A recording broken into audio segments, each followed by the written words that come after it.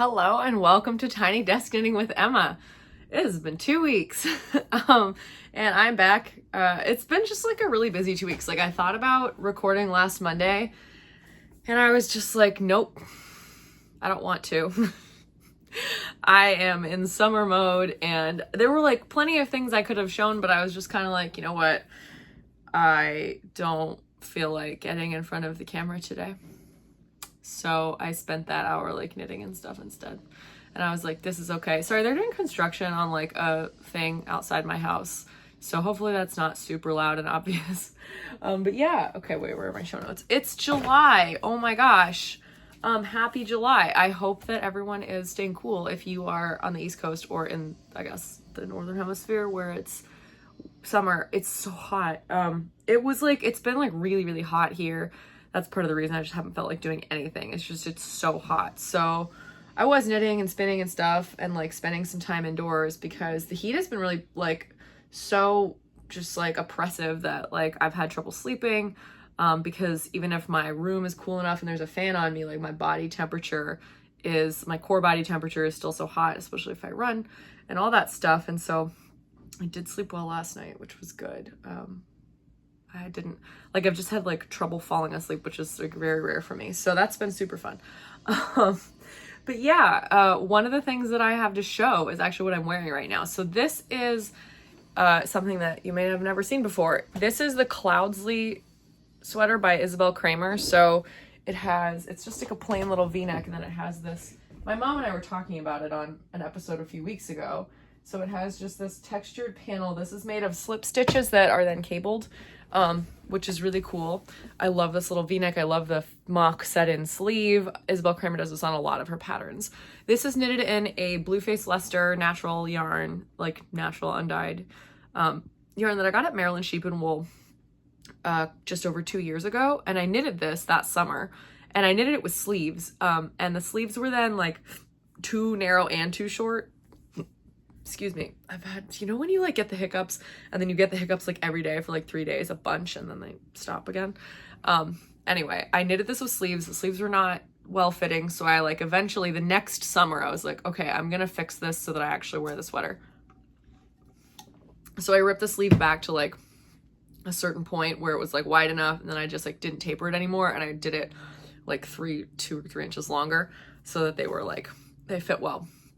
But then it turned out that I had used a yarn to lengthen the sleeves that was not the actual yarn I'd used in the sweater. It was just almost exactly the same color. It was like a John Arbin Exmoor, like mixed with Swartblez, like Exmoor Naturals or whatever it was called. And oh my gosh, it wasn't the same yarn, but it looked really similar. But I was like, wait, something is different. And it's like the John Arbin one, which has Exmoor Blueface, is a little toothier than the BFL, which is just a long wool.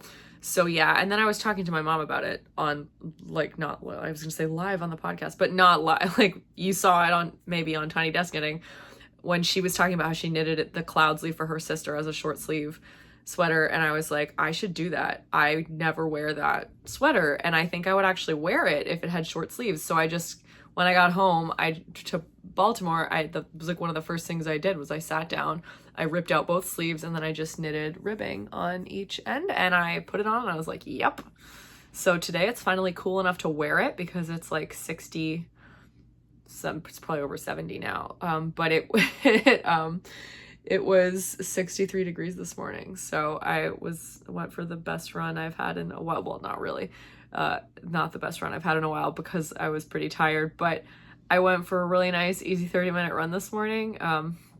I run a lot of doubles because it's so hot. So like I have to go to an event later, and I'm a running event that I'm also, so I will run again later in the day when it's hotter. But I was like, I'm just going to get some really slow, easy miles in zone 2 this morning and just like really enjoy myself. So I did. It was really nice. And it's still not that hot. Like my window is open. Oh, it's so lovely.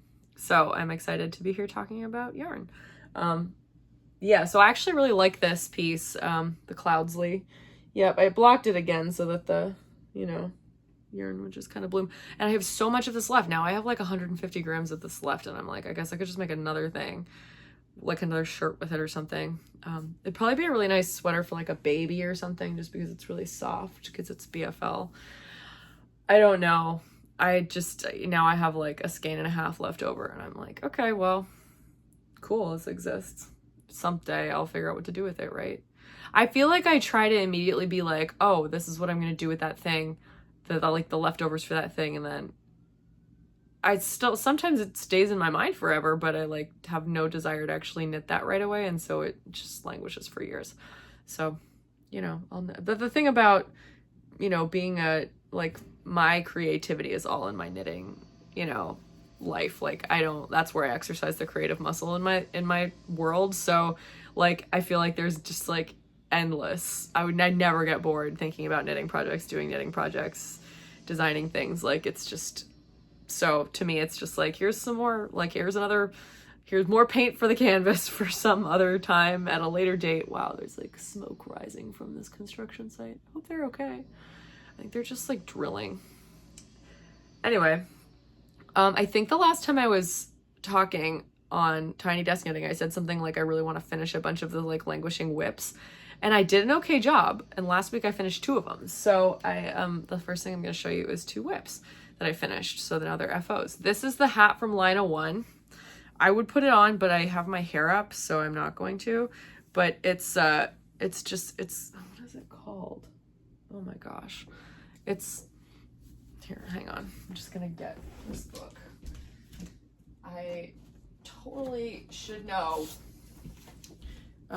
It is called The Cream Hat by Jonna Haitala.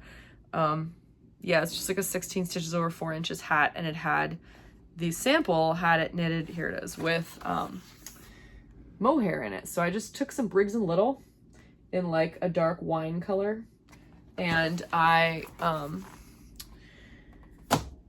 held it with, I'm just gonna cut the ends right now so I don't forget later, and I held it with mohair strand. Here, I'll hold it up so you can see what I used for the yarns. So Briggs and Little with,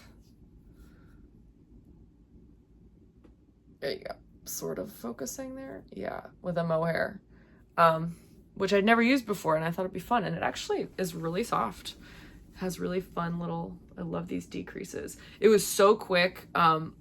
Yeah, I mean, I think I didn't really know, like, it has twisted rib, and I didn't do like a full twisted rib. I did like half twisted rib, so only the knitted stitches were twisted rib. I think if I did this again, I would do twisted rib, because I know that now that I have knitted it, it's like, oh, I would fold up the brim, and you won't get the twisted rib effect if you fold up the brim. So I probably would flip it.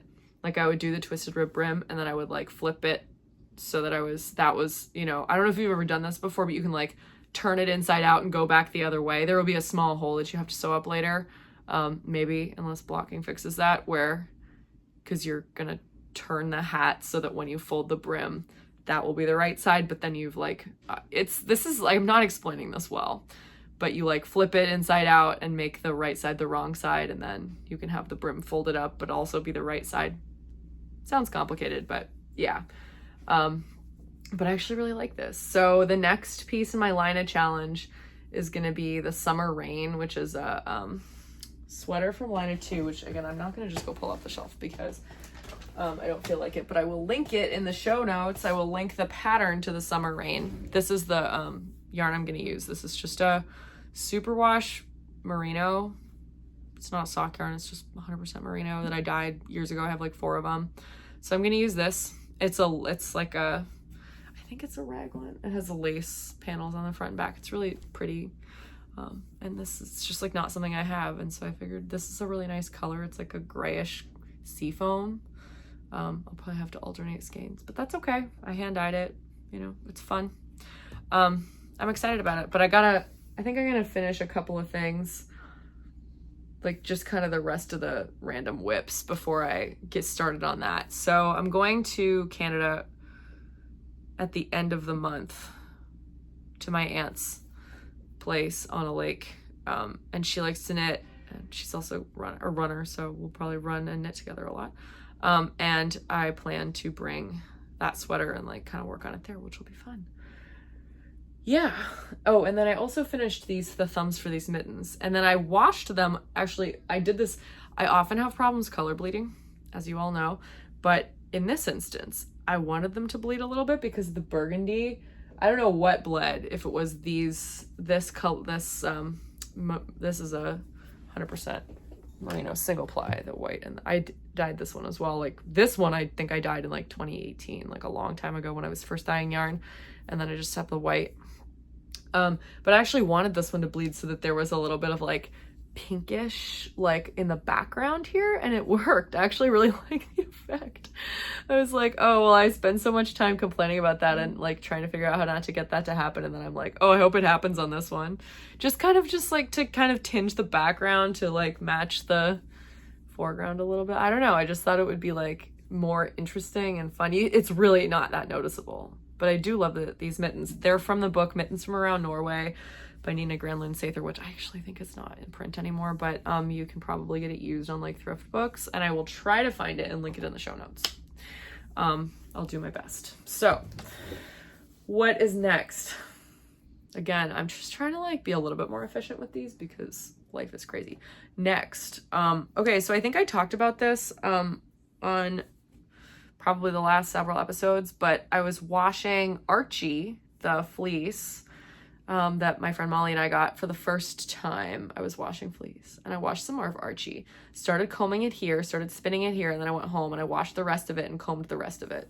So Archie is, there's still a lot of them left. Like this, I still have this many nestlets left. They look like this. Oh, sorry, this is not.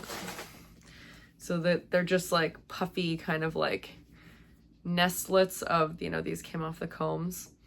So the first batch I washed here, I washed it with a unicorn scour. The second batch, I forgot to bring the unicorn scour home with me to my parents' house, and I could have just ordered some, but I was like, a lot of other people said they were just using Dawn dish soap, so I was like, I'm just gonna use Dawn dish soap.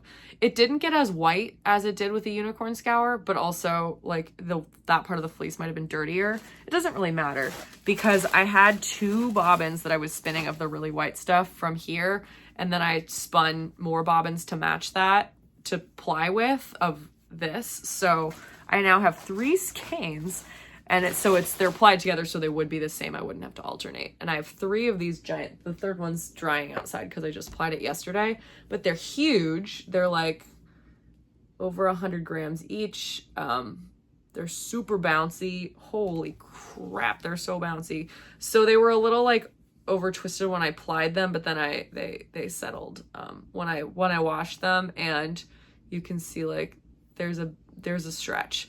So both of these 2 skeins and the third one, there were over 500 yards on the Nitty Knotty, but I don't think there's that much yardage after it's been washed because they sprung back a lot. Like there was a lot of spring back. They're obviously not perfect. I don't want them to be perfect. This is the first time I've ever processed fleece. Like I am pretty proud of what these look like, you know, even though there's like some little neps and all that stuff in them. I am so happy with these. So I'm really excited to knit a sweater with Archie. And I'm gonna dye it neon green. Maybe like a muted neon green. We'll see. I need to order some dyes from Jacquard, but I really want a neon green Archie sweater. And I think I'm gonna dye the skeins and then knit the sweater. I could knit the sweater white and then try to dye it neon green, but Monica and I were discussing the other day whether or not it would be more like effective, like what would happen, what would be the pros and cons of dyeing a garment versus dyeing yarn. And somebody had asked me this in an email recently, and I said, you know, it kind of depends what you want. Like I think, and Monica thinks that she would rather dye a garment because the pooling on a garment, if you dyed the whole garment, would be like more, it's not controlled. You can't control pooling, but she's like, well, they would be like in the same place. Like at least the pool would be like all together rather than if you did yarn and it pooled in like random little places, and she doesn't like that. So it's like slightly more less chaotic pooling, I guess, I think she was saying. But anyway, I'm not gonna knit it right away, but I think I'm gonna dye the yarn for this first. I gotta get some dyes first, and I'm excited about that. But that's, yeah, I'm just like glad it's off the needles. And actually, I'm going to keep talking about spinning for a second now because it's the Tour de France right now. And so at the same time as Tour de France, if you're in the knitting spinning world, you probably know about the Tour de Fleece, which I don't really understand. Like, I feel like they used to have like teams of the Tour de Fleece, and now it's just kind of like spin a bunch of stuff, like spin as much as you can in the week of the Tour de France, which I think is cute. So I'm using it as an excuse to just finish a few spins. Obviously I'm going to continue working on Archie, but that may take a back seat just for a bit because I have 3 beautiful skeins of Archie already. So maybe I'll take a little break from Felicity here.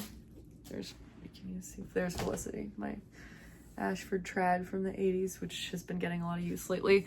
And I'm going to finish the spin for the traveler shawl that I'm working on, which is, I mean, it's on the e-spinner still. I haven't touched this in like a week and a half. So this is my next project, is to finish this bobbin. The other 2 bobbins are done, and then I can ply and have that skein of yarn to finish my traveler shawl. So this is what's still left of that 100 gram or 4 ounce braid of BFL from Feederbrook, which is fun. And then I've got a BFL spin on 1 bobbin. I got this at Rhinebeck, I think. Another BFL. They're both BFL. Yeah. And this, I was just spinning on the e-spinner. I was really enjoying this spin. It was really thin. I'm thinking about doing a 3-ply because I've only done a little bit of the first bobbin. But we'll see. And then I still have some Devonia. I don't know where that is. It's somewhere down there.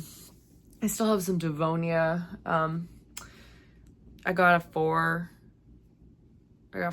grams of Devonia top from John Urban to spin for my mom, and I spun her 3 skeins of it already for Christmas, and then I was like, this is plenty for a sweater. If she wants to start it, I'll do the last one, you know, another time. And then I just like have not done that. So I need to eventually get that just finished, and the bobbin is just sitting there and the fiber is around somewhere, and I should just get it off the bobbins so that I can focus on something else and enjoy, you know, a new spin. So that'll be fun. But yeah, so that's all the spinning stuff. Okay, so the next thing we're gonna do, it's July 1st. It's Monday, July 1st today. So I don't have to do I'm opening socks and inserting a video. I get to do it live.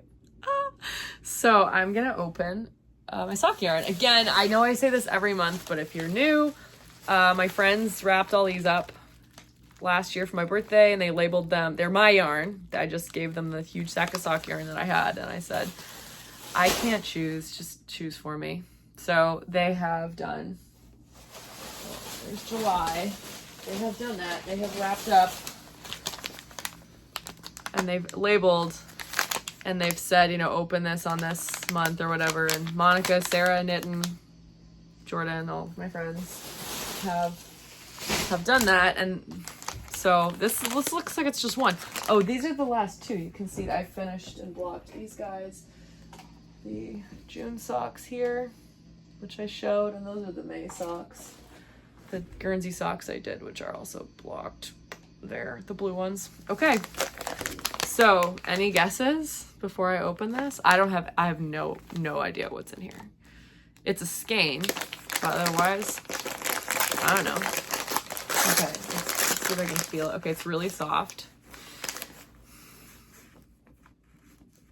I wonder if it's red, white, and blue. I think I had a red, white, and blue skein. It was like white with red, white, and blue or with red and blue speckles. Oh no. This is fun though. I know what this is. There's rainbow in the, oh fun. So this is like, they had another one of these that they did. Oh, they're right here, these socks. The February socks. They also wrapped up the controlled pooling. Yeah, these were really fun. I really enjoyed these. So it looks like this is similar. It's a controlled pool.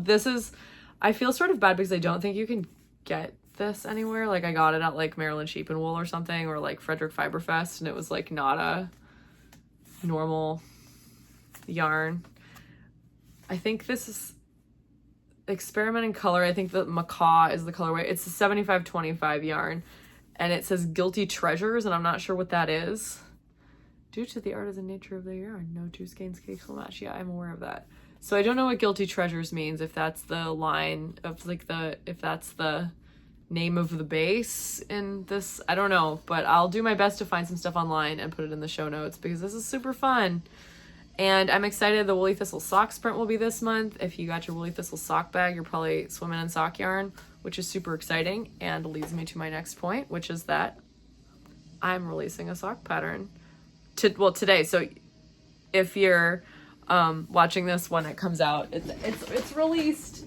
So in a second I will link up there, but these are my Anne Elliott socks. This is just one of the samples. The other two I don't have anymore because I knitted them 2 years ago and gave them away after I photographed them. So, but you can see okay, so the pattern for these, I designed these Anne Elliott socks, is somewhere up there. I'm just writing 2040 on here so I know where to put that link so I don't have to go back and watch it. Which I actually probably will have to do anyway for show notes. But anyway,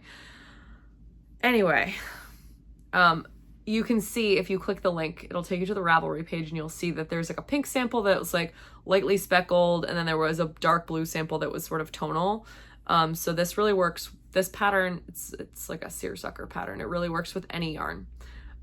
There are 2 sizes. There's a 64 stitch and a 72 stitch. I was like doing 4 sizes for my other socks, and I was like, this is just too much. Like, there's too many numbers. If you like to knit socks that are smaller, it's not hard to find a base pattern, like that's free. Like I'm So Basic Socks by Summerlee or something that has like a 40 stitch count or like a 52 stitch count, 48 or whatever you want. And to just do the sock recipe for that and just insert my texture pattern. You might need to knit a few pairs of socks to get the feel of that. But it will, I promise, it's possible. So please don't yell at me for only including 2 sizes. It's a lot of work, to have so many. So, and I'm doing the layout myself. I have a very basic Canva that I just update for new pairs of socks. All I have to do is put in new charts, change any numbers. It's just so much easier. I replace the photography, so much easier for me. So please don't jump up my butt if you want more sizes. I will happily link in the show notes some basic sock patterns that have multiple stitch counts. These are knitted in Mondim by Rosa Pomar. You can get Mondim at the Woolly Thistle, and I think actually some of the sock bags, like they have 2 versions, and I think one of them comes with Mondim this year. I got this in a Woolly Thistle sock bag, actually, this Mondim. So if you want to shop at the Woolly Thistle, yay, go get it. It's up there. $22.50-ish. This is my card for the Woolly Thistle. That's my affiliate link. I'm an affiliate of the Woolly Thistle. They are amazing. Please support them. They just have the wooliest wool ever. So if you like woolly sock yarn, this is your place. So these really worked well with the fun color changing Mondim. Oh, that noise is going to distract me all day, isn't it? Because I work from home today. And these are super cozy. They're 100% wool. I have a couple of pairs of Mondim socks that I've had for a long time, and they've never gotten holes or anything. And I've put them into boots. Like these are hardy socks. I love them. I knitted them on a US 1. Again, just absolutely adore this pattern and the way that these kind of do these like funky stripes. So yes, please buy my pattern. Buy Mondim if you like it. You can use any sock yarn for this, but I love that you can use a solid or a speckled or a really funky color changing one. So I have samples in each. Again, I don't have them all. I've given them away, but oh, excuse me. Some kind of yarn debris just got into my mouth. Hydration break. Stay hydrated. I hope you guys are staying hydrated. If you live somewhere that's hot, please remember that you need to add sodium to your diet or your liquids because you are sweating more. And I mean, not everybody needs more sodium, but a lot of people need more sodium because we're sweating it out. Electrolytes are really important. So I like to drink Noon. Nobody sponsors me to say this. I'm just really passionate about hydration. Noon, N-U-U-N. Noon is great. It comes in tablets. There's no sugar in them. There's just, there's a variety of types. They have an immunity one with vitamin C and some electrolytes. They have the sport one, which again, I don't use for sports because there's no sugar in it. And it would not give me any performance benefits, but I drink it afterwards and to stay hydrated as an athlete. They have like a energy one that has caffeine. A bunch of them have caffeine. They're so great. And I actually add more electrolytes. I make my own mix of salt, potassium, and magnesium powders. And if you're interested in like that, you can get it from like Element. LMNT is like, they make there's a ton of salt in those. It's like drinking seawater. So be careful, but they come in really good flavors. I just have I make a plain base myself and I just add it to flavored Noon water. But because I run so much, I lose a lot of electrolytes and it helps the water that I do drink stay in my body. So I feel passionate about hydration. Okay. I didn't go in order here, but that's fine. Now I have to show you my whips because I've showed you everything else. So yeah, I don't know actually what I'm going to do with this. I will have already cast on by the time you see this because again, I'm recording this on Monday. You are watching this on a Tuesday or later. So I don't know. I like the idea. I mean, I've been on kind of a more vanilla vibe this year. I like the idea of like letting the micro stripes kind of be what they want to be, but we will see. Just doing a kind of super basic thing.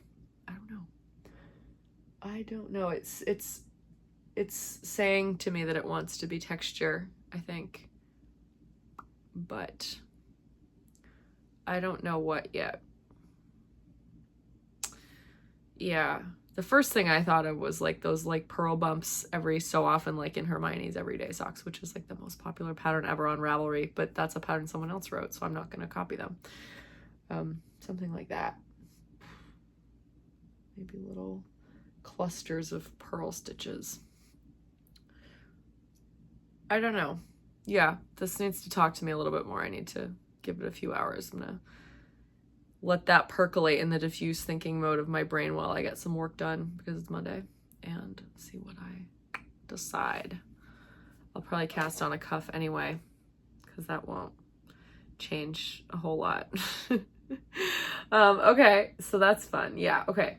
My whips. So, I'm working on my Fair Isle sweater. I don't know if I've done any progress on this. Well, I've probably done a little bit of progress on this since I last recorded, but this is actually almost 15 inches. So that's how long I'm gonna knit it before I separate for the sleeves. So, this actually flies. I mean, like, I just forget that, like, if I love to knit Fair Isle and it just, like, the time gets away from me and, like, an hour goes by and I've knitted, like, half of one of these bands and I'm like, did time just go by? Like, that took no time at all. So, absolutely love this, obviously. Like, it's just so much fun. I love Fair Isle and I love the color blue and I really like the pops of orange. Everyone who sees it is like, the orange, wow, that works. And I don't think anyone's surprised, but I think they're impressed. And I'm impressed too. Just not with my choice, with the color orange and how much work it's doing. You know what I mean? So I need to finish this smaller band and then I do one more big band and then I will be splitting for the sleeves and the V-neck, which is crazy. So yeah, I thought this would take a lot longer than it. I mean, it is taking a long time because I'm not working on it very much. Like I haven't touched it in like a week. So I am trying to just kind of get through. Again, a lot of it it would be really nice to have the whole body done by the time I go on my trip and then I can just knit this, like work on the sleeves while I'm there because I'm gonna do set-in sleeves with steeks, I think, because I want a new challenge. So that'll be fun. I'm going to use Marie Wallen shaping instructions to just like shape the sleeve caps, but I'm excited about it. I think it's gonna be good. So yeah, and I'll just do like an extra I'll probably have to do like 3 extra inches on the sleeve. So I will start the sleeve, yeah, at an appropriate time to be able to lengthen it by 3 inches compared to I'll probably do like I don't know. Sorry, I'm just talking to myself and it's not making any sense. I'll figure it out. I will figure it out. So there's one whip. Then I have this baby blanket that's almost done. It's just super simple, totally vanilla. And I am just showing this because actually if you have, I just think it's a nice thing to do if you know somebody who's having a kid or whatever. And you just want something super easy. You want to get some of your worsted weight, random yarn off, you know, out of your stash. That's the wrong side. I had 3 skeins, 300-gram balls of this like kind of egg yolk yellow.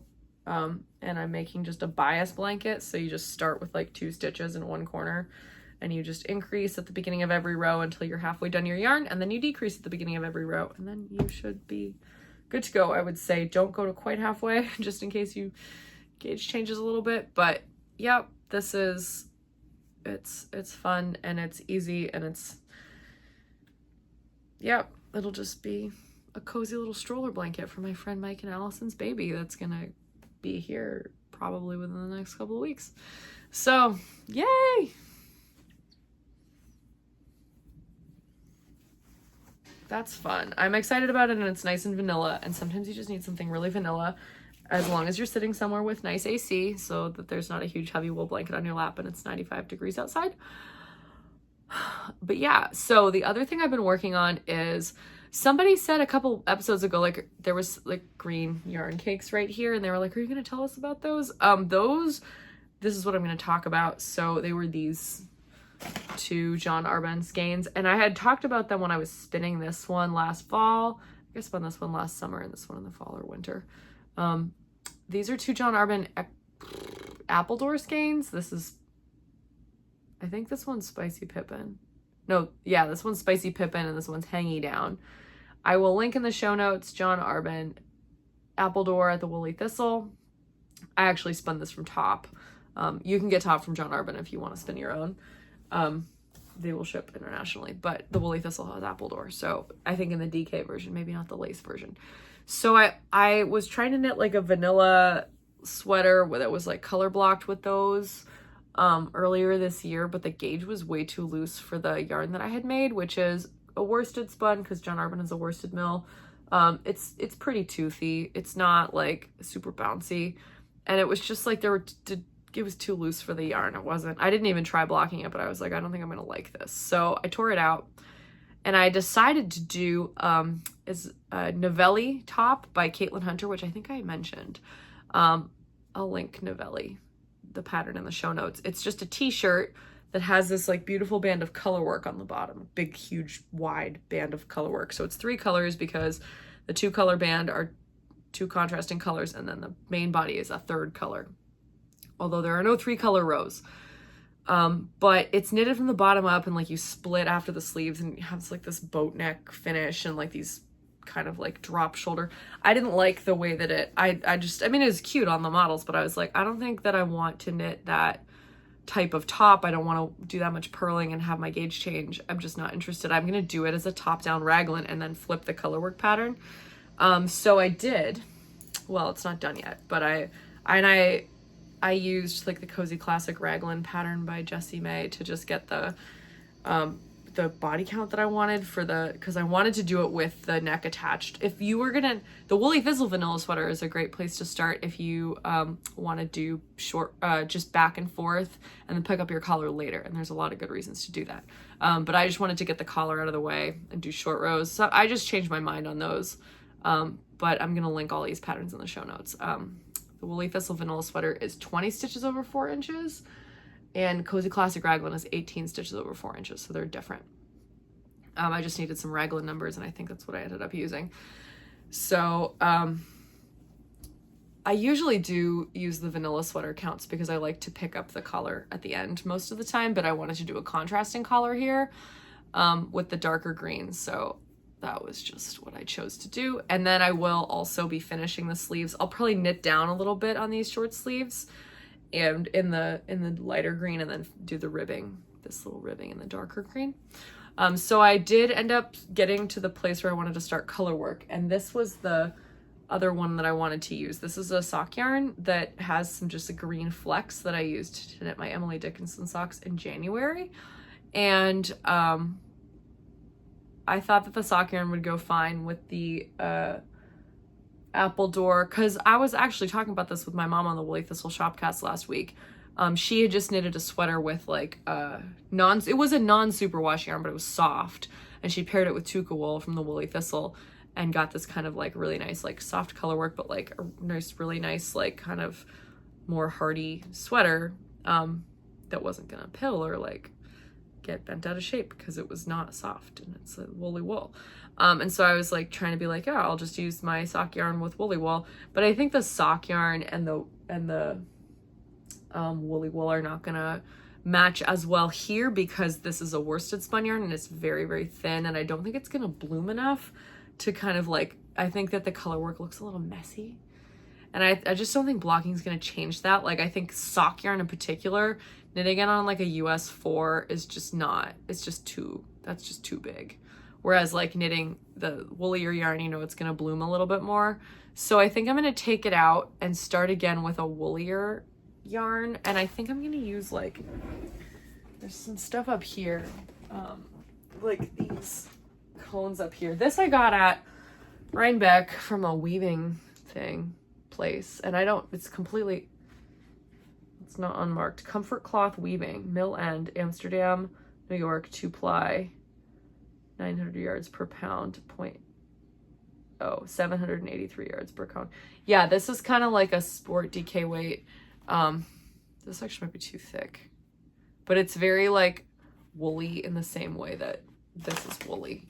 I might just use the 2-ply jumper weight cone of white that's up there. But this just like was like a little bit off weight in a sort of blue way, and I actually thought this went well. So we'll see how I feel. This might overpower the, this is like rug wool. This is not, probably appropriate for a sweater. Good to know. Maybe for like a hat though, and like mittens, something really hardy. It was not expensive. I probably paid like $15 for it. But yeah, or just like some 2-ply, like white, you know, or like really, really light brown, like an off-white for that color work. So I think that's what I'm gonna do, just to take that out and start the color work again. I've only done like 4 rows of it. Yeah, okay. So yeah, I think that's pretty much it for whips and stuff. I have been reading, so I was talking about a couple weeks ago about how I was reading this book by Robertson Davies called What's Bred in the Bone, which is the second book of a trilogy. If you don't know who Robertson Davies is, he's dead. He was a Canadian novelist. I think he died in like the 90s or maybe early 2000s, and he wrote these trilogies. They're trilogies of novels. The most famous novel he wrote is called Fifth Business, which is the first novel in the Deptford trilogy. But there's, there are 3, and then he had an unfinished trilogy of 2 books when he died. And this is actually the 3rd book in the Cornish trilogy. This was the first Robertson Davies book I ever read. I read it 9 summers ago. My advisor as an undergrad was a very big fan, and he thought I would like it because it takes place at the University of Toronto Faculty of Music, which is where I was going to university at the time. And actually the first book in the series is about Trinity, which is, it's a college at the University of Toronto, which is the college that I attended. So I was taking classes at the Faculty of Music, but I was actually a Trinity College student. So 2 books in this series are like extremely close to home for me.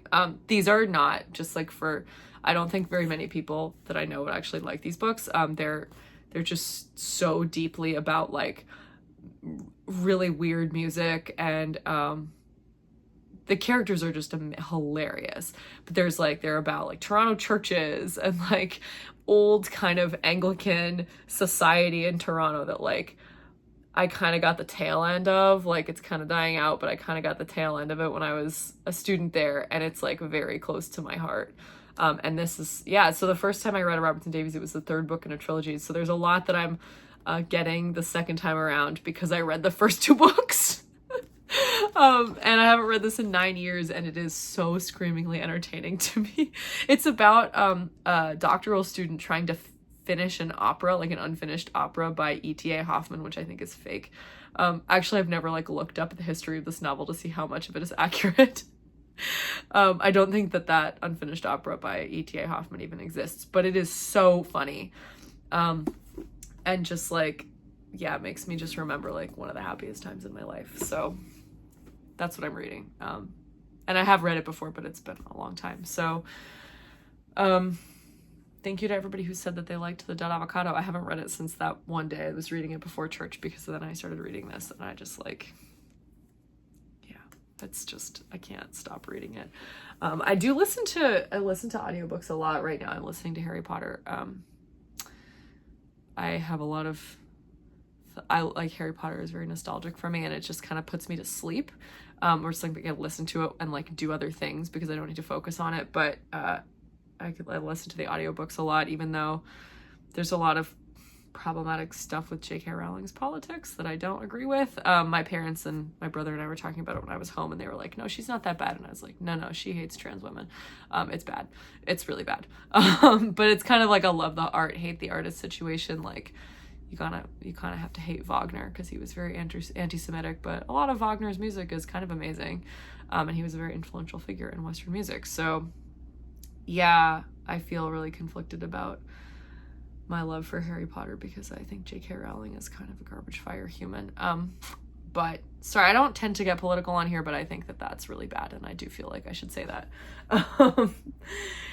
What else was I watching? I said I was watching Hacks. I love Hacks. I finished that. But what was I watching recently? Well, I've been watching the Olympic trials for track and gymnastics and swimming. What was I watching? I was watching something else. Oh, The Bear. The Bear season 3. I watched it in like 3 days. Oh my gosh, it was crazy. Like, it was so not what I expected. But it was really good. And Olivia Colman was in it more, and she's my favorite person in the whole world. So if you know Olivia Colman, please put us in touch. I just want to tell her how much she means to me.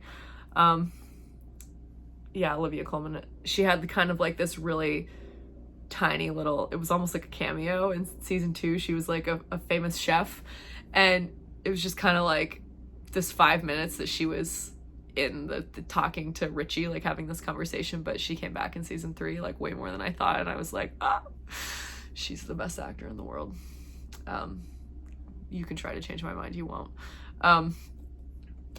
That's pretty much all. It's been hot, I've been running a ton, but I have figured out my fueling situation. Like, I'm eating enough to run this much, and I'm drinking enough water and electrolytes, but it's just really hot. So I've been trying to like brainstorm just kind of ways to cool my body down. Obviously cold water is really helpful, like taking a cold shower or a cool shower before bed. I'm just trying to like wind down. Like, I think the reason I can't fall asleep has to do with racing thoughts more than anything else, but not like anxious thoughts. They're just kind of like thoughts, like thinking about like whatever. They're not bad or good necessarily. There's just a lot of them. So it almost feels like caffeine. Like I've had too much caffeine, but I only drink caffeine like before 10 a.m. pretty much. So that's not it.